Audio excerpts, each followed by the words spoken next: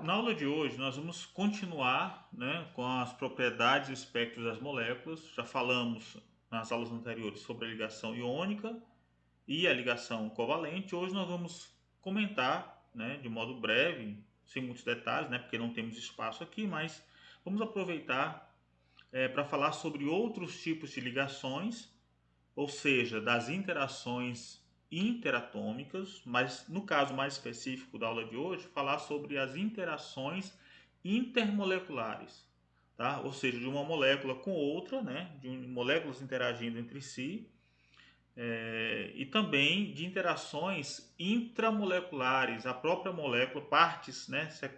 Segmentos determinados da mesma molécula interagindo com outros segmentos dela. Isso aí permite com que ela assuma uma configuração, né, que é específica daquela molécula e que tem uma influência muito importante na atividade, né, no que diz respeito a moléculas biológicas, como proteínas, tá bom?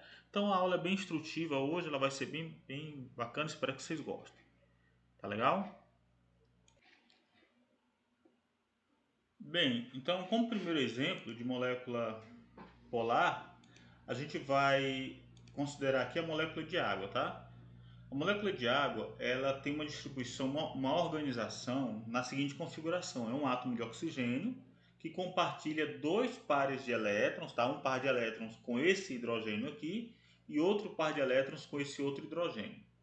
Então, essas ligações, elas fazem um ângulo aqui de aproximadamente 105 graus e nessa configuração, nessa aparência que a gente observa aqui, esses elétrons que são compartilhados em cada uma das duas ligações, por causa da eletronegatividade do oxigênio, esses elétrons eles vão distribuir as suas nuvens eletrônicas, ou seja, o quadrado da sua função de onda é maior aqui ao redor do átomo de oxigênio do que dos átomos de hidrogênio. Então, dessa forma, os dois átomos de hidrogênio vão ficar com carga, com saldo de carga positivo, tá? Enquanto que o oxigênio fica com saldo de carga negativo. A ideia é representar moléculas desse tipo conforme essa representação aqui que a gente vê na figura.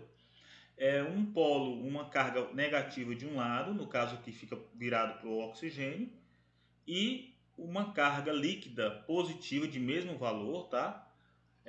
Na direção oposta, que é representado aqui pelo ponto médio, tá bom? Exatamente nesse plano, né, de simetria, tá certo? Que representa a carga líquida dos dois prótons positivos. Então, olhando para essa figura, para a molécula de água, por exemplo, né, que é uma molécula polar, ela tem aqui os polos positivo e negativo bem distribuídos, ou seja, a distribuição eletrônica dos elétrons compartilhados nas ligações permite que ela apareça eletrostaticamente, que ela tenha essa aparência de um dipolo elétrico.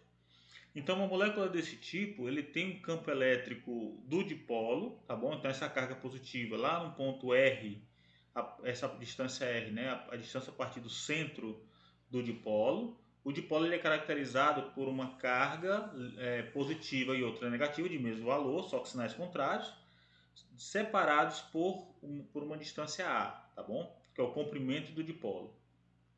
Então, a carga positiva, o segmento positivo, vai produzir a uma distância R um campo elétrico E+, de afastamento. A extremidade negativa, né, a carga negativa, vai produzir um campo elétrico E- de aproximação. E o campo resultante é o campo elétrico do dipolo. Em outras palavras, podemos observar a distribuição desse ED, do campo elétrico do dipolo. Nós podemos representar o campo ED no espaço conforme a gente vê aqui ao lado. Aqui nós temos o dipolo P1, tá bom?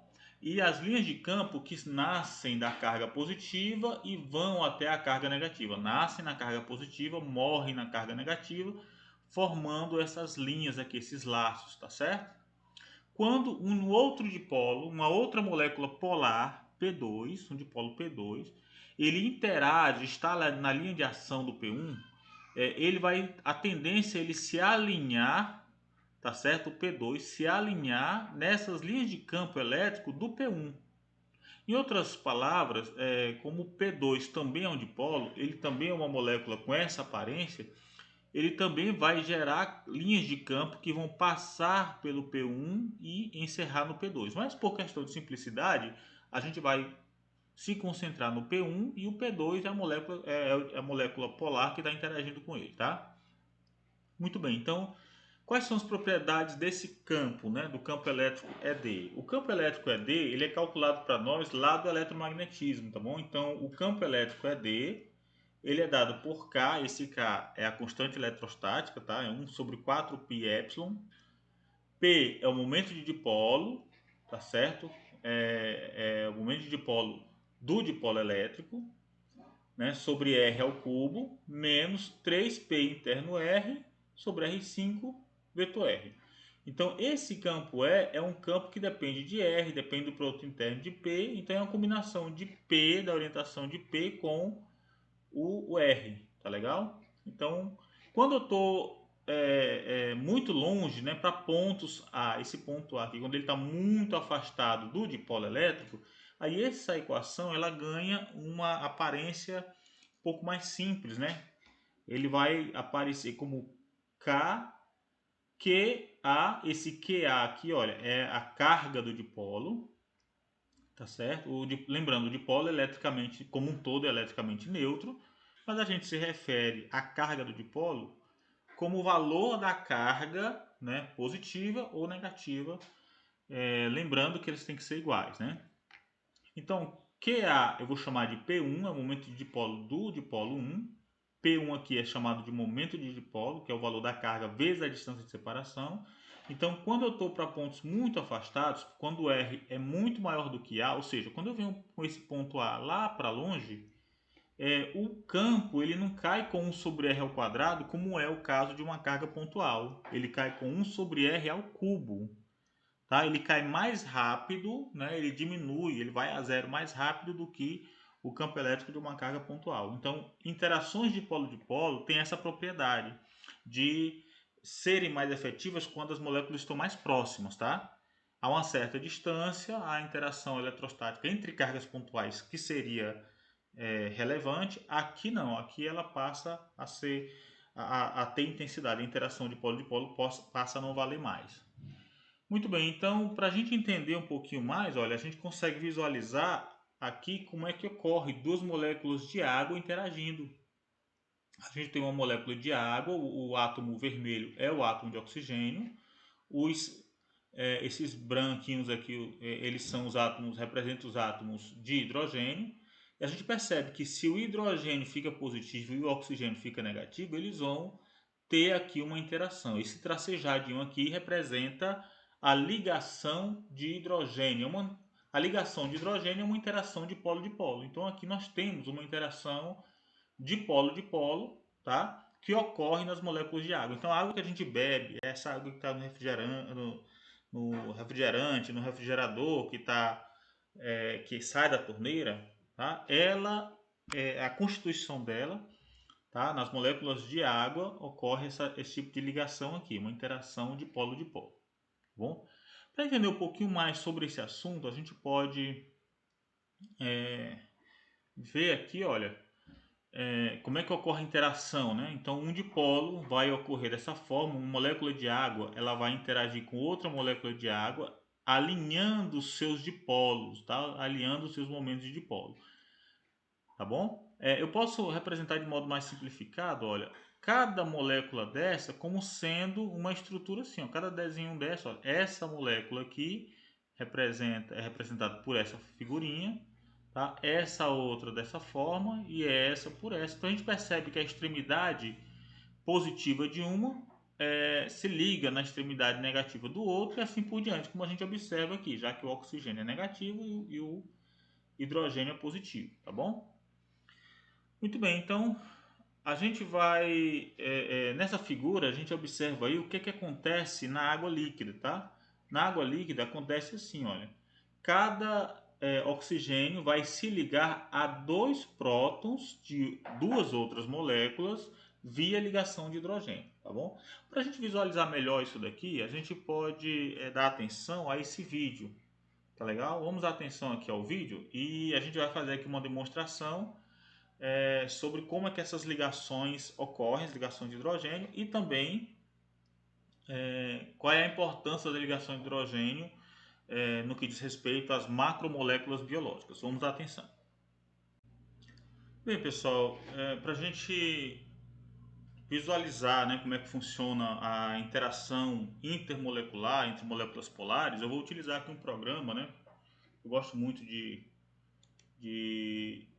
aplicar ele no cálculo da determinação quântica, né, dos parâmetros quânticos de moléculas, tá? Então é um programa utilizado para modelagem molecular, que é o Spartan. Eu vou utilizar esse programa, né, o Spartan, para determinar mostrar para vocês como é que funciona a questão da interação intermolecular, tá bom? Então, utilizando moléculas polares. Eu vou utilizar aqui uma molécula polar, tá bom? Como modelo, olha, eu vou criar aqui uma molécula de água, tá bom? Molécula de água, se eu identificar aqui, eu vou ter um oxigênio, tá? E aí eu tenho duas ligações, ele faz duas ligações nessa abertura, eu posso minimizar aqui essa setinha eu utilizo para minimizar a energia e encontrar a configuração, tá, de menor energia para essa molécula. Então quando eu faço isso, olha, a menor configuração é com esses dois hidrogênios aqui, tá bom? A gente percebe que ele não tem esses hidrogênios, eu vou completar a molécula, tá bom? Completar aqui, preencher a valência, olha. Agora sim, pronto. Então tá aí. Então eu tenho um oxigênio, tá? O vermelhinho aqui, ó. E aí eu tenho o hidrogênio H1 e o hidrogênio H2, tá? Eu vou tirar os rótulos para não encher muito a figura. Bem, o que acontece então com essa figura? Como é que ela... O que é essa figura aqui? Na realidade, o oxigênio, ele é mais eletronegativo e na ligação covalente, o par de elétrons que é compartilhado entre cada um dos hidrogênios e o oxigênio, tá, ele passa mais tempo, ou a sua nuvem eletrônica fica mais tempo distribuída ao redor do oxigênio e menos ao redor do hidrogênio. Então, esses dois hidrogênios funcionam como extremidades positivas, enquanto que o oxigênio, que inicialmente estava neutro, mas fez as duas ligações, ganhou aí um elétron de cada ligação, né, da ligação covalente de compartilhamento com cada hidrogênio. Então ele passou a ter uma carga em excesso de menos 2. É um pouco menos do que isso, porque ele também compartilha com os dois hidrogênios. Então, essa extremidade dos dois Hs ficam positivas, tá? Vai gerar uma carga positiva lá em cima, resultante, maisinho aqui e maisinho aqui, gera um mais resultante aqui. E um negativo, tá? No oxigênio. Então eu vou ter um momento de dipolo, uma setinha saindo do oxigênio e indo em direção aqui na direção de simetria, tá? Nessa direção de simetria da molécula de água, tá bom? Então eu vou retirar aqui, olha, agora eu quero ver como é que isso aqui vai interagir. Ora, fixe bem, tá? O oxigênio fica negativo e os dois hidrogênios ficam positivos. Então como é que funciona quando eu tenho outra molécula dessa? Eu vou levar essa para o lado e vou construir uma outra aqui, ó. Então pronto, agora eu vou colocar o hidrogênio, completando aqui, completando ali, pronto. Você percebe que do jeito que está aqui, olha, esse hidrogênio, vamos identificar, o H4, ele está olhando, apontando para o H1. Né? Aí eu tenho o O2 aqui, o O1 lá, H2 e H3 lá. Olha só como é que é a configuração, tá bom? Bem, eu vou marcar aqui, olha, nesse item eu destaco, eu faço o programa mostrar as ligações de hidrogênio existentes. Então quando eu faço aqui, quando eu ligo, olha, agora sim já está acionado, então eu estou vendo que não tem ligação de hidrogênio nenhuma, tá bom? Tudo bem, eu vou desmarcar. Agora eu vou mandar o sistema evoluir para uma situação de menor energia. Vamos lá. Quando eu clico aqui, ó, o sistema naturalmente vai evoluir para uma situação de menor energia. Tá, ó. Pronto. Finalizou. A barra verde já correu. Então tá aqui, ó. Aí você percebe que agora esse hidrogênio H4 está apontando para o oxigênio O1. Por quê? É lógico, porque esse hidrogênio está levemente positivo, enquanto que o oxigênio está levemente negativo. Então, por interação eletrostática, eles acabam, esses dipolos, né, essas moléculas, as duas moléculas de água, que são moléculas polares, elas acabam interagindo por conta desse caráter polar, tá bom? Que elas têm. E se eu pedir então o programa para mostrar as ligações de hidrogênio, eu vou perceber que agora eu vejo a ligação de hidrogênio. Olha aí, ó, tá vendo? Então isso aqui mostra que foi realmente a interação, o fato, né, de apontar, de mudar a posição das moléculas para ficar dessa maneira aí, como a gente está vendo, é pela interação de polo que ocorre entre o átomo de oxigênio e um átomo de hidrogênio. Portanto, é uma ligação de hidrogênio. Lembrando, o termo ponte de hidrogênio, que em muitos livros existem ainda, mas não é utilizado porque não é o termo correto, tá? Então, o termo ponte de hidrogênio é um mecanismo utilizado anteriormente, deu origem ao termo, mas na realidade é uma ligação de hidrogênio. Então, vamos ver o que acontece quando eu tenho mais moléculas interagindo, né? Então, eu vou selecionar todas, copiei, colei. Opa, agora eu tenho 4 moléculas. Vamos colocar elas para interagir. Olha aí, ó, percebeu? Ó? Automaticamente a gente vai ter uma ligação de uma extremidade positiva com outra negativa. Seleciono tudo, copio e agora como fica, né? Opa, agora eu fico com uma rede tridimensional, olha aí, ó. Ok? Continuando, vamos continuar a crescer aqui o volume d'água, né? Olha aí, ó, olha que interessante, ó. Então, a molécula de água, ela vai interagir dessa forma, tá? Na configuração, é uma configuração desordenada, tá bom? Não é uma rede periódica, não é um arranjo periódico, como se fosse cristalino, tá? É uma rede amorfa de água. Então a água líquida, ela tem essa aparência aí. A água sólida, ou seja, o gelo, né? A água sólida, ela faz ligações de hidrogênio numa rede tetraédrica, é uma configuração diferente dessa. Já no estado de vapor, não existe ligação de hidrogênio, porque as moléculas, a temperatura é tão alta que as moléculas ficam o tempo todo agitadas, né, uma velocidade, uma energia cinética muito alta, e elas não interagem o tempo suficiente, não interagem umas com as outras um tempo suficiente para fazer ligação. O tempo de vida de uma ligação de hidrogênio dessa é da ordem do nanosegundo, tá?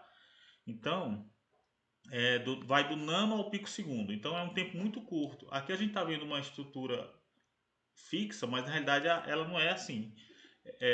Na prática, né, ocorre uma coisa bem dinâmica. A molécula de água, por exemplo, essa ligação, ela é feita aqui entre, por exemplo, entre o H23, eu vou localizar ele aqui, ó, entre o H23 e o O28. Mas nesse tempo da ordem de nano a picosegundos, essa ligação é desfeita e o H23 vai encontrar outro oxigênio, vai se ligar com ele, depois se desliga, liga com outro.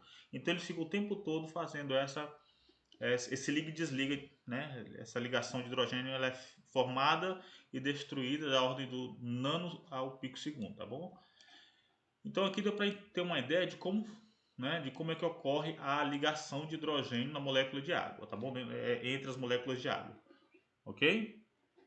Agora eu quero mostrar qual é a importância da ligação de hidrogênio, né, que foi de onde surgiu a denominação ponte de hidrogênio, né, porque tem transferência de carga ao longo da cadeia, ao longo da molécula, mas isso aí surgiu no contexto das moléculas orgânicas ou das biomoléculas, tá bom? São macromoléculas que têm importância biológica e que funcionam, se devem, né, na sua estrutura, se devem essencialmente às interações dentro da própria molécula, dentre elas a ligação de hidrogênio. Então, por exemplo, eu vou aqui criar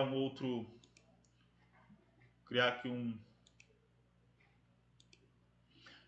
eu vou aqui então criar um outro painel e agora eu vou construir uma molécula tá? É uma molécula orgânica, tá bom? Na realidade, assim, eu vou unir várias pequenas moléculas. Então, por exemplo, quando eu coloco aqui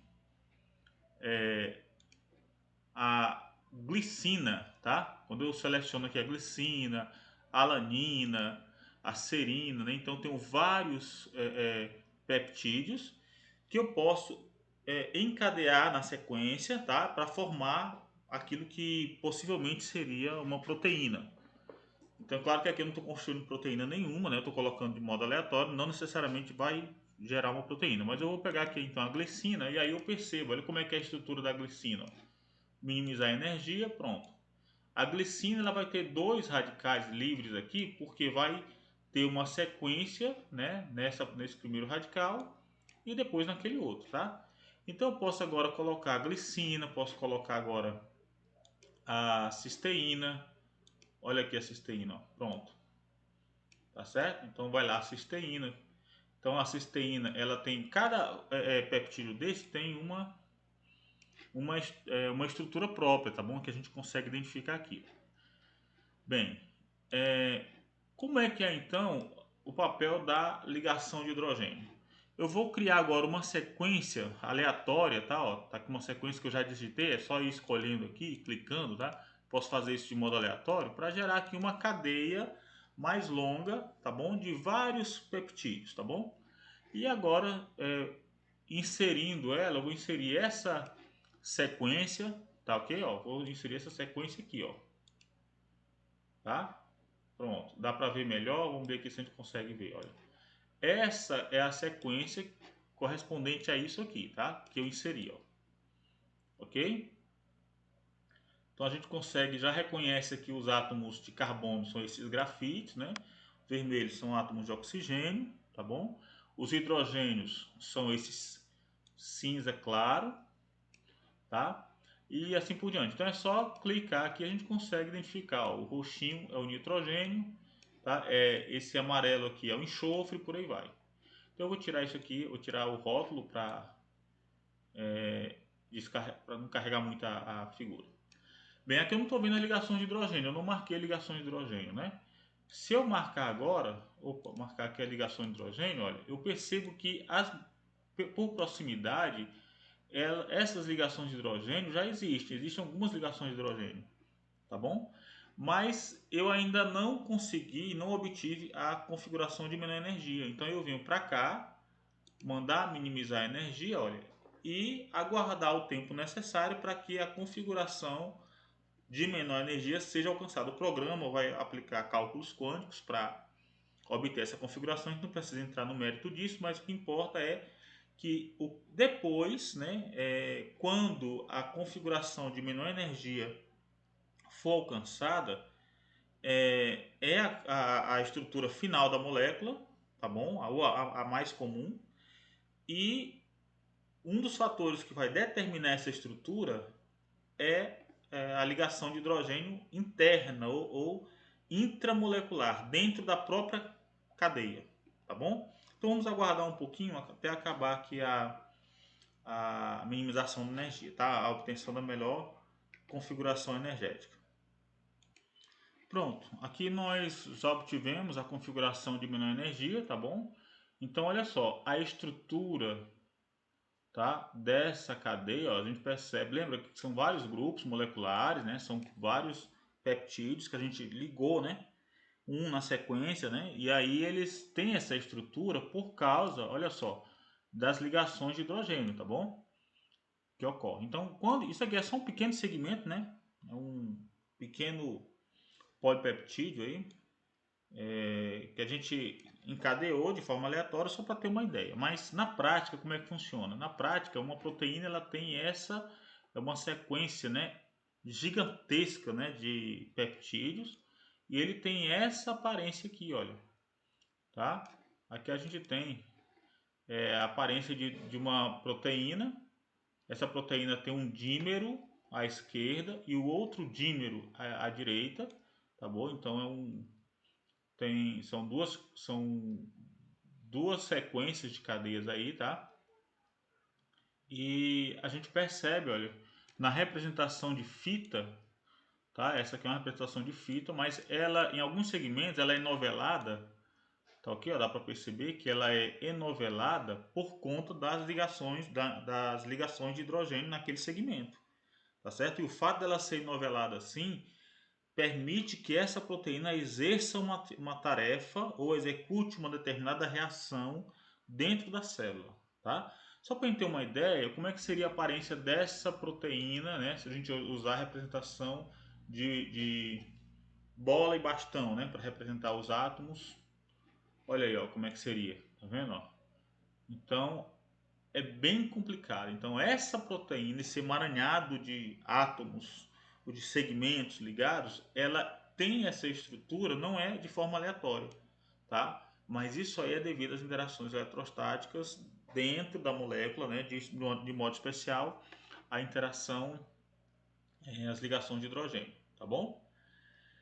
Muito bem, então espero que vocês tenham entendido aí a importância, né, da ligação, da interação de polo, especialmente as ligações de hidrogênio, né, como a gente vê aqui na molécula de água, tá? Ó, a gente vê aqui na molécula de água, ok?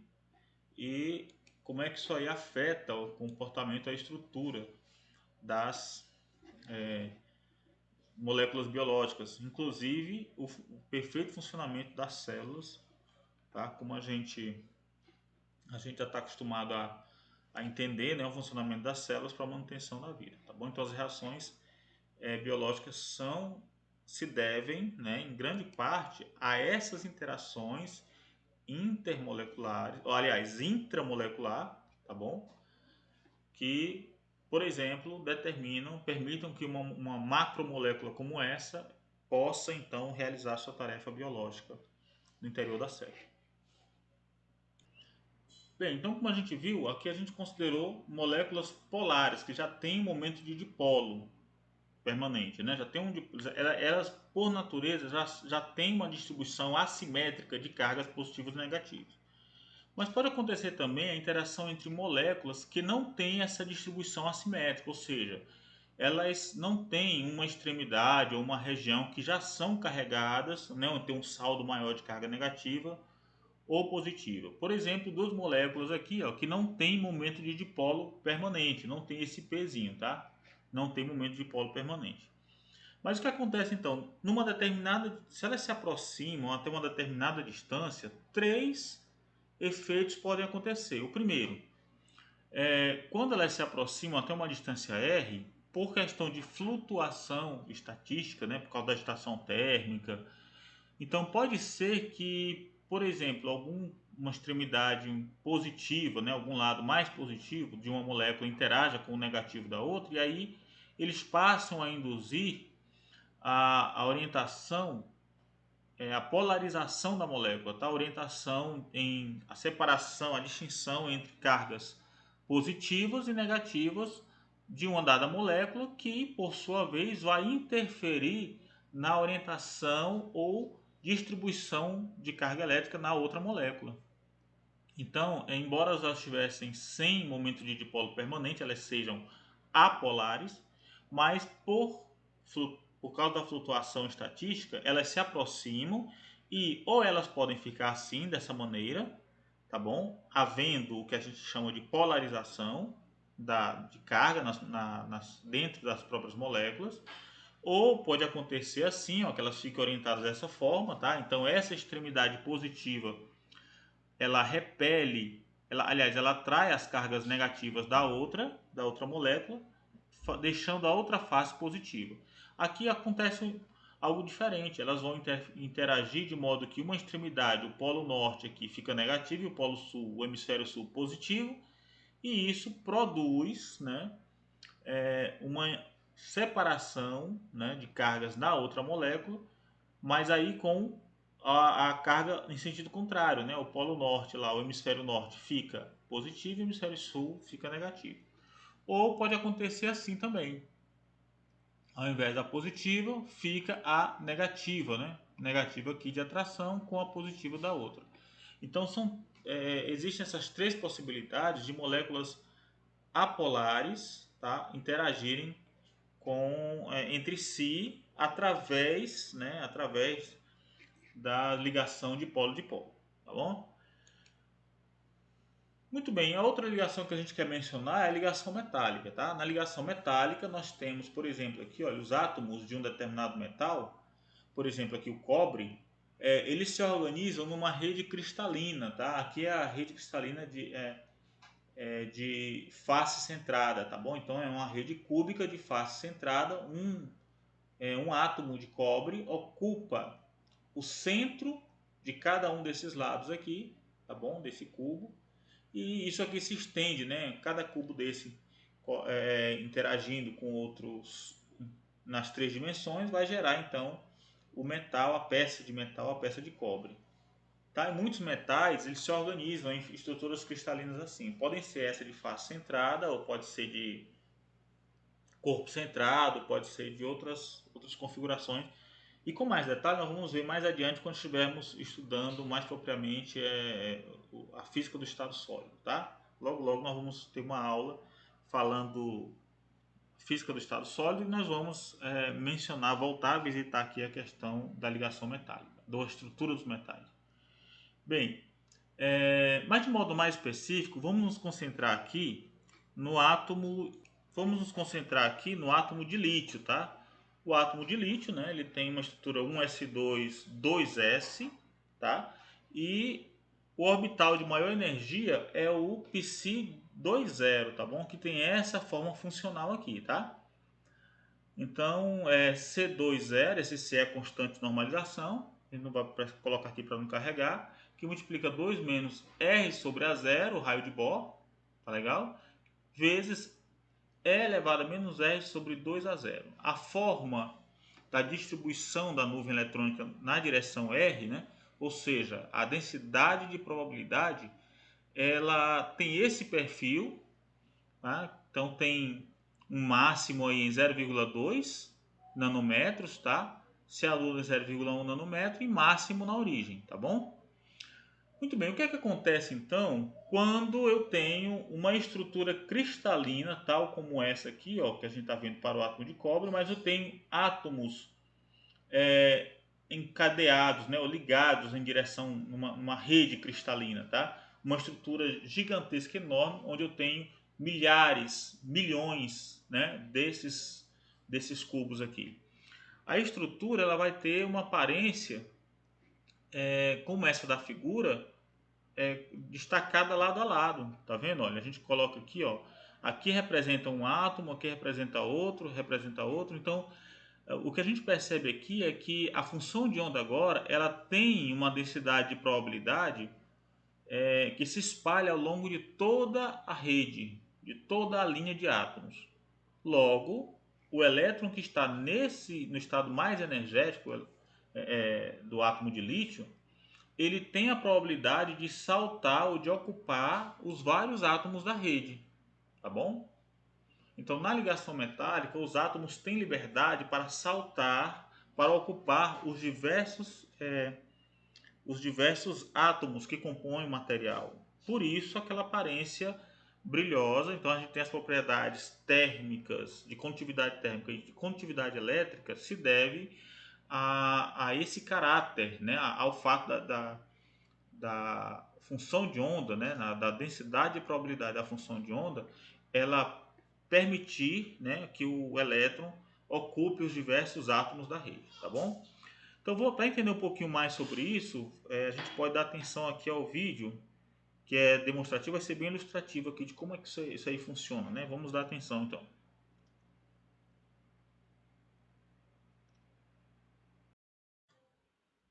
Então, nós estamos considerando agora, relembrando aí como é que é a configuração de uma vez que eu tenho apenas um poço de potencial, né? Eu vou representar aqui como se fosse um átomo, né? Como é que a densidade de probabilidade da função quadrada da função de onda, como a gente está vendo aqui, ó, como é que ela se comporta na presença de vários poços, né? A gente já comentou isso numa outra aula, mas a gente está relembrando aqui como é que funciona, como é que isso interfere os níveis de energia para essa configuração. Então aqui, por exemplo, eu tenho apenas um poço, né? E aí eu posso aqui alargar o poço ou estreitar o poço, tá certo? Então estreitando, olha, a energia total é essa daqui que a gente está vendo, tá? A energia total da partícula. E a energia potencial é essa aqui em violeta, tá bom? Em roxo, ok? Então, aumentando aqui a altura do poço, a gente também pode ter mais níveis de energia, tá certo? Eu vou deixar aqui no máximo para a gente poder ter uma maior liberdade, né, na hora de tratar os assuntos, tá bom? Então, vamos lá, aumentando a quantidade de poços, agora eu vou colocar aqui para 2 poços. Olha aí, ó, já comecei a perceber aqui que existe uma diferença, olha, substancial quando eu passo de um poço para 2 poços. Olha aqui, ó. Começou a aparecer aqui, ó, níveis de energia duplicados. Vamos ver se eu, utilizando uma lupa, eu consigo visualizar melhor isso aqui, olha. Até o nível fundamental de menor energia do par, ele é dado aqui, ó, pelo π1 ao quadrado mais π2 ao quadrado dividido por 2, tá bom? E aí eu vou passando para um nível de energia imediatamente superior, depois o outro nível de energia, ó, e assim por diante. Então a gente percebe que quanto mais eu subo, né, com relação à energia, maior vai ser o espaçamento, o split, a separação entre essas energias. Vamos aumentar, colocar mais poços, agora com 3. Olha aí o que acontece, ó. E aí eu começo a perceber que eu vou criando zonas, tá, de energia, tá certo? Ou fitas ou bandas, né? Ou regiões de níveis de energia que as partículas vão ocupar, tá bom? E se eu tiver numa configuração, por exemplo, dentro de uma rede metálica, onde eu tenho uma quantidade muito grande de átomos que podem compartilhar, eu vou perceber então que a nuvem eletrônica ela é proibida na região entre os núcleos, né, entre os postos de potencial, tá vendo? A densidade aqui é pequena, aqui eu estou olhando para a probabilidade média, tá bom? Então é nula, praticamente nula, mas quando eu posso diminuir ou aumentar o espaçamento essa, entre esses diversos postos, né, que são vizinhos aí, tá? Então dessa maneira eu vou ter níveis de energia, olha, cada vez mais numerosos, olha aí, ó, formando realmente faixas de energia, ou seja, bandas de energia, tá? Então essas bandas aqui, elas caracterizam aquilo que a gente vai considerar com mais detalhes mais adiante, quando estiver olhando mais a fundo a física do estado sólido, no que diz respeito à ligação, à constituição da ligação metálica, dos metais, tá bom? Então isso aqui representa, tá, de modo simples, né? A gente não vai adentrar muito nesse ponto agora, mas aqui expressa o que seria aquilo que vai aparecer para nós como ligação metálica, tá bom? Só para a gente complementar aqui, a gente pode melhorar ainda, ao invés de usar um poço quadrado, a gente pode usar aqui um poço colombiano, olha aí, ó. Quando eu faço no poço colombiano, perceba, olha, o poço colombiano aqui, se eu tiver apenas um, ele é assim que vai funcionar, tá bom? O poço colombiano varia com 1 sobre R ao quadrado, 1 sobre a força, né? 1 sobre R ao quadrado, mais a interação, né? O potencial 1 sobre R, tá? Vai cair assim, olha. E dessa maneira, se eu tiver mais de um poço, olha, eu tiver 10 poços aqui, olha, os níveis de energia estão lá no topo, tá vendo? E ainda assim eu formo essas bandas de energia, tá?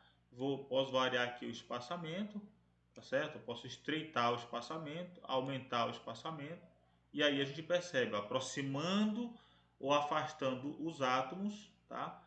Na rede cristalina, eu vou ter aqui, ó, uma densidade de probabilidade que permite com que os diversos elétrons saltem de um átomo para outro na rede metálica, que é o que permite que os metais tenham essa aparência brilhosa, tá? Como nessa chave aqui, ó, tá bom? Então essa aparência, né, de brilho dos metais se deve a esse tipo de estrutura de arranjo que nós estamos vendo. E isso vai influenciar naquilo que a gente conhece como a teoria da condução, teoria da condução elétrica, e também tanto na condução elétrica quanto na condução térmica, tá bom? Então a gente deu para ter uma ideia aí de como é que funciona, né? os níveis, mas a gente vai ver com mais detalhes futuramente quando a gente estiver estudando exatamente a parte de física do estado sólido, tá bom? A gente vai revisitar novamente essa configuração de níveis de energia, onde a gente consegue formar bandas, faixas, com vários níveis de energia bem próximos, tá bom? Que é característico aqui do arranjo, desse arranjo cristalino.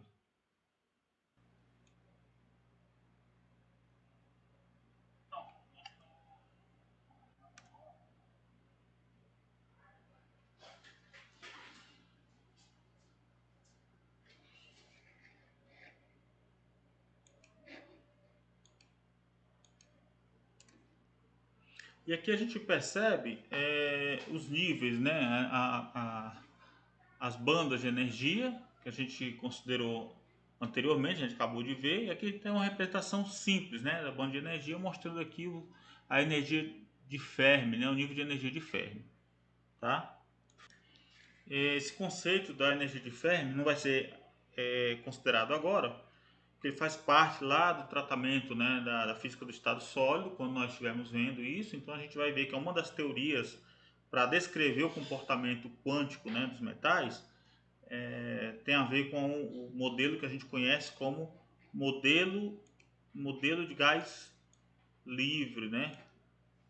Modelo gás e elétrons, tá? Então nós vamos ver isso com mais detalhes no futuro, né? A gente não precisa se preocupar com isso agora, mas acredito que deu para vocês terem uma ideia a respeito dos outros tipos de ligações. Existem também outras ligações de outra natureza, né? Que a gente não precisa mencionar aqui, mas que sempre que possível a gente vai falar nos exercícios, tá legal? Muito bem, então a gente finaliza aqui, certo? Agradecemos então a atenção de vocês e na próxima aula nós vamos falar sobre os espectros de absorção, de emissão, geração espontânea. Então a gente vai nos concentrar agora na interação da radiação com a matéria. Então, até a próxima.